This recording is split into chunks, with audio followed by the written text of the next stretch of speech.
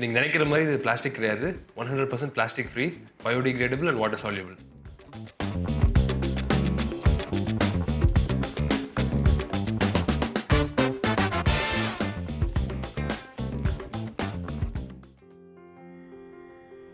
சுற்றுச்சூழலுக்கு கேடு தராத அதே சமயம் நீரில் கரையும் தன்மையுடைய பைகளை தயாரித்து வருகிறார் திருப்பூரைச் சேர்ந்த CP Selvan.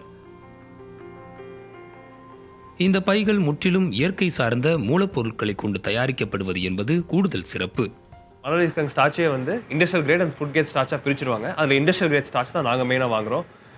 Industrial great starch நாங்கள் வாங்கி மாடிஃபை பண்ணி பெல்லட்ஸாக மாற்றுறோம். பெல்லட்ஸ்னால் அரிசி மாதிரி சின்ன சின்னதாக இருக்கும். அந்த பெல்லட்ஸை வந்து நாங்கள் ப்ளோன் ஃபிலிம் எக்ஸ்ட்ரூடரில் போட்டு ஃபிலிமாக மாற்றுறோம். அந்த ஃபிலிமில் அந்த எக்ஸ்ட்ரூடரில் போடும்போது நம்ம வேணுங்கிற சைஸு, வேணுங்கிற லெங்க்த்து, வித்து, திக்னஸ் எல்லாமே செட் பண்ணி ரோலாக கன்வெர்ட் பண்ணுறோம். அதை வந்து கஸ்டமர் கேட்குற சைஸுக்கு நாங்கள் பேக்ஸாக மாற்றிடுவோம்.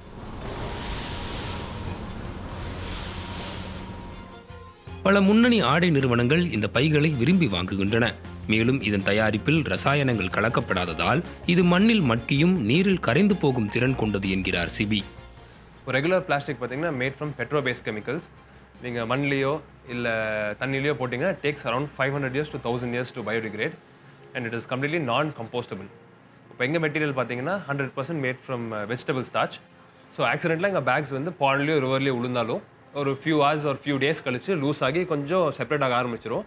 பட் அந்த ப்ராசஸ் டைம்லேயே பயோடிகிரேட் ஆக ஆரம்பிச்சிடும். ஸோ இட்ஸ் கம்ப்ளீட்லி நான் டாக்ஸிக். அப்படியே அந்த உள்ள ஃபிஷ்ஷஸோ இல்லை ஏதாச்சும் ஒரு சி அனிமலோ சாப்பிட்டாலும் கம்ப்ளீட்டாக நான் toxic, so not harmful for them.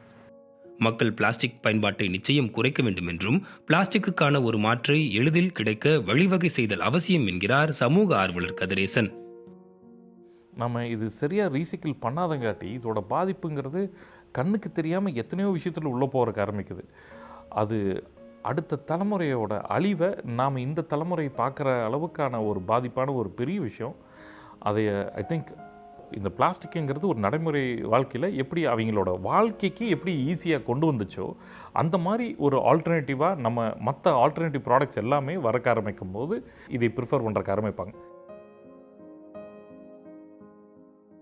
இனிஷியலாக வந்து எவ்ரிபடி லைக்ஸ் த ப்ராடக்ட். ஏன் நீங்கள் நம்ம எந்த கஸ்டமர்ட்டையோ எந்த பீப்புள்டையோ இந்த போய் நம்ம ப்ராடக்ட் காமிச்சோன்னா they all like the product. But அவங்க காஸ்ட்னு வரும்போது தான் கொஞ்சம் யோசிக்க ஆரம்பிக்கிறாங்க. இப்போ பிளாஸ்டிக் பார்த்தீங்கன்னா for example 150 rupees a kilo, நாங்கள் செல் பண்ணுறது 350 to 400 rupees a kilo.